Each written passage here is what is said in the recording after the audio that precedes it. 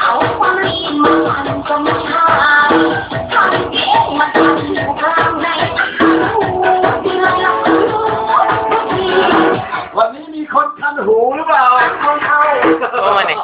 เป็นคนเลยอย่างดีอ่ะแต่แล้วมันรู้คันอยู่ดีใครเราที่เรารู้คนไม่กันโอ้ย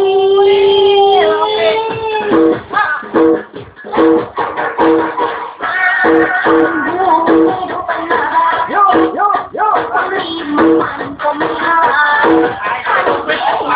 อยู่ข้างในที่ไรเรา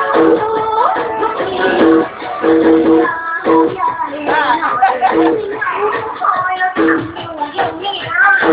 ตอนเด็กๆไม่ทำแบบนี้พอรู้ที่ข่าวว่ามี2 ปีอาการฉันทำว่าโอ้ย